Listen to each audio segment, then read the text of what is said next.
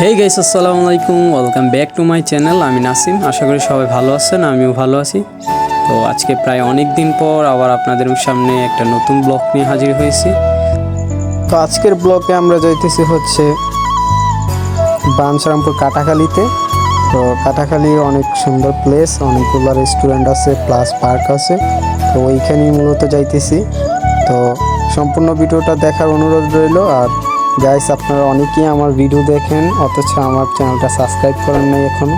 তো please guys, subscribe my YouTube channel.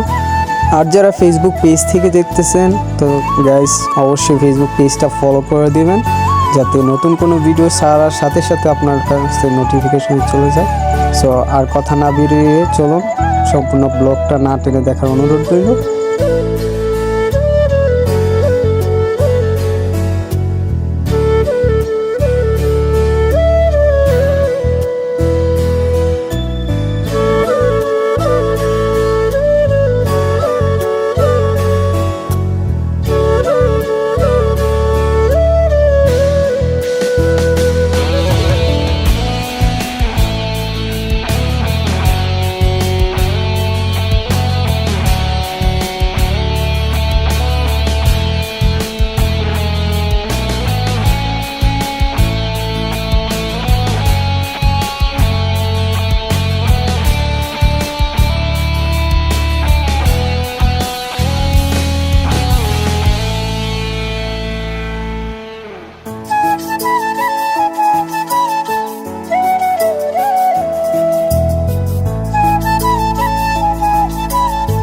তো এইদিকে কথা বলতে বলতে আমরা বাঞ্ছারামপুর কাটাখালীর রাস্তা দিয়ে ঢুকে যাই। তো এইদিকে এই রাস্তাটা হচ্ছে মূলত বাঞ্ছারামপুরের পৌরসভার পিছনের দিক দিয়ে যাওয়া হয় এই রাস্তাটা দিয়ে। তো এদিকে আমরা কাটাখালী এসেই পড়েছি। তো রাস্তার এই পাশে সিরিয়ালে প্রায় 4-5টা রেস্টুরেন্ট প্লাস পার্ক ছিল। তো বাঞ্ছারামপুর কাটাখালী বলতে গেলে প্রায় জমজমাটি থাকে সবসময়।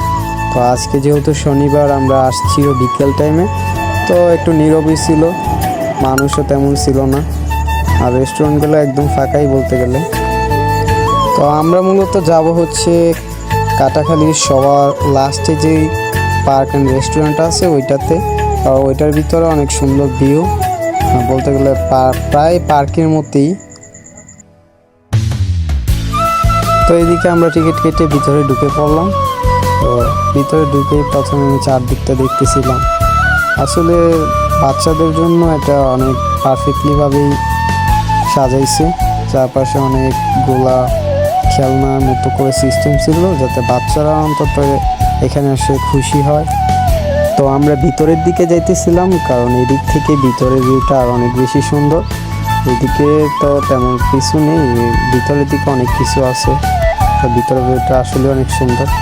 তো আজকে ছাড়াও আমি আগে প্রায় 3-4 বারের মতো এখানে এসেছি।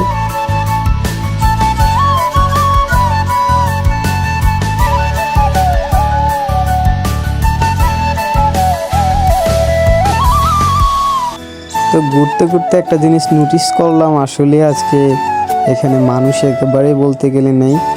এই হাতে গোনা কয়েকজনকে দেখা যায়। আর যেই কাটাখালী কিনা সবসময় মানুষের জন্য ঘোরা যায় না, প্রায় সময় ভিড় থাকে, অনেক বেশি মানুষ থাকে চারপাশে। কিন্তু আজকে এত নীরব ছিল যে আসলে ভিডিওটা অনেক সুন্দরভাবে করা যাইতেছিল। আমি চিন্তা করতেছিলাম আরও যে অনেক লোক থাকবে, ওইখানে ভিডিও করা পসিবল কিনা, কিন্তু আসলে আজকে তেমন কোনো লোকই ছিল না বলতে গেলে, একেবারেই নীরব ছিল চারপাশ।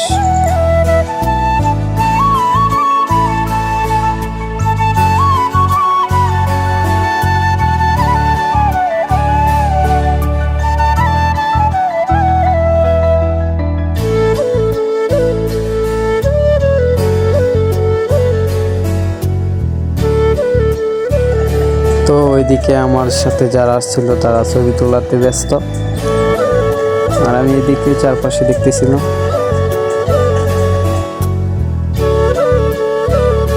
তো পার্কে আসছি, রাইডে উঠবো না এরকম তো না। তো এখানে যে কাউন্টারে যিনি ছিলেন ওনাকে জিজ্ঞেস করছিলাম যে এগুলাতে উঠা যাবে কিনা। তো উনি বললো যে না, ওইগুলো হচ্ছে বাচ্চাদের জন্য, শুধু নৌকাতে ওঠা যাবে, তাও যেহেতু লোক নেই, 1-2 জন করে নৌকা স্টার্ট করবে না, তো আমরা আর কোথাও কোনো রাইড উঠতে পারিনি।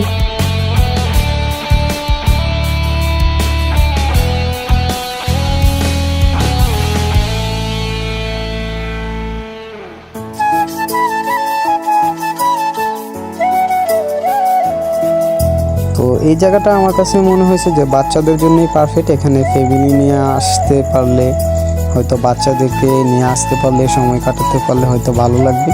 কারণ বেশিরভাগ যে রাইডগুলো আছে ওইগুলো সবগুলাই বাচ্চাদের জন্যই মূলত। তো ঘুরতে ঘুরতে একটা জিনিস চোখে পড়লো, এই যে এটা কফি।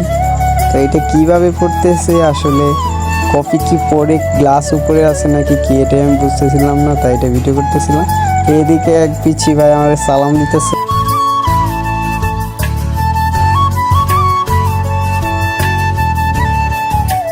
তো ঘোরাঘুরি শেষে এটা ছিল পিছনের গেট। তো ওইদিকে দেওয়ালের আর্টগুলো অনেক সুন্দর লাগতেছিল, এগুলো অনেক সুন্দরভাবে আর্ট করা হয়েছে।